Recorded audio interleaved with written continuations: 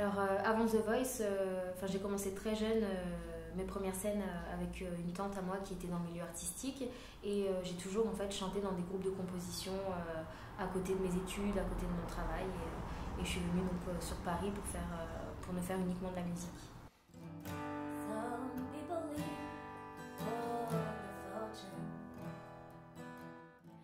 Je me suis retrouvée en fait sur le casting des auditions à l'aveugle de The Voice parce que j'ai passé les auditions en fait pour chanter dans le métro quand je suis arrivée à Paris. En fait, c'est les personnes qui s'occupent des musiciens du métro qui ont contacté les casteurs de The Voice justement pour m'écouter, pour m'entendre donc du coup c'est les casteurs de The Voice qui sont venus vers moi pour que je leur envoie des vidéos et que je passe le casting de The Voice.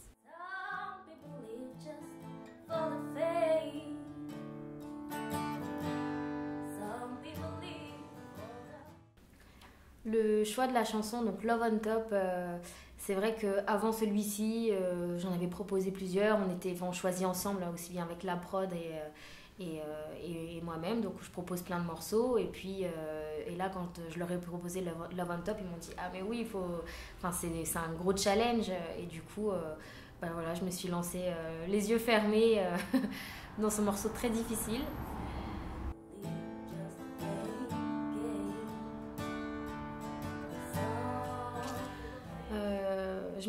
J'avais fait un ordre de passage en fait.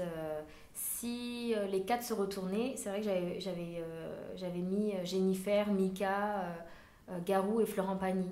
Mais parce que je me suis dit, ben voilà, Jennifer c'est une fille. En fait, bizarrement, c'était du plus jeune au plus âgé.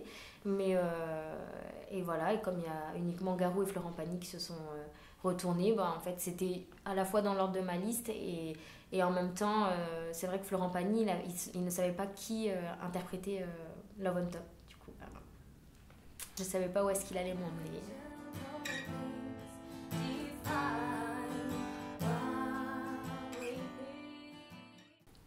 Sur le coup, au moment de mon interprétation, en fait, j'étais tellement concentrée à terminer le morceau parce qu'en fait, il monte de plus en plus. J'étais tellement concentrée à maîtriser ma voix parce qu'avec le stress, c'était vraiment difficile.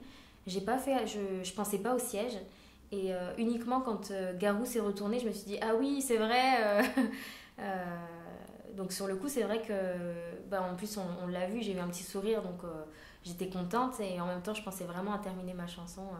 J'avais peur d'arriver jusqu'à la fin, quoi.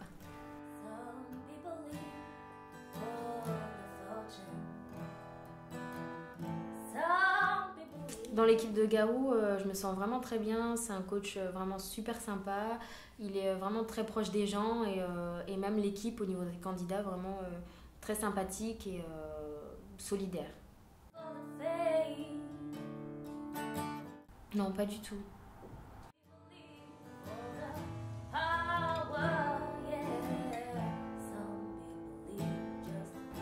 Depuis le début de l'aventure, quand on me pose cette question, je dis mon chouchou c'est Igit. J'adore sa voix de crooner et j'adore le personnage.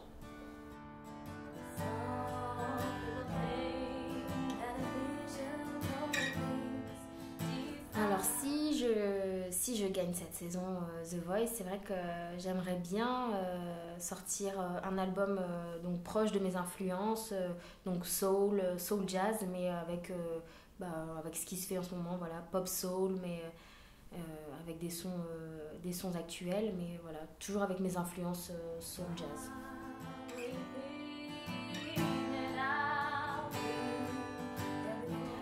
Mes références, après, c'est vrai que j'aime beaucoup la soul à l'ancienne, donc Aretha Franklin, Etta James, Al Green, voilà. Après, Beyoncé, Alicia Keys, j'aime beaucoup Ben Harper, j'aime beaucoup la musique afro-américaine.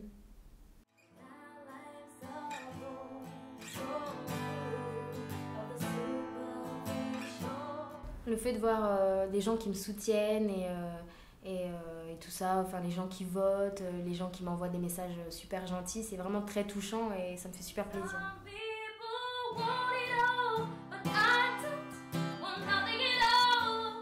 Merci à tout le monde et tout ça, ça fait vraiment plaisir et ça fait chaud au cœur tous vos messages et votre soutien. Merci beaucoup.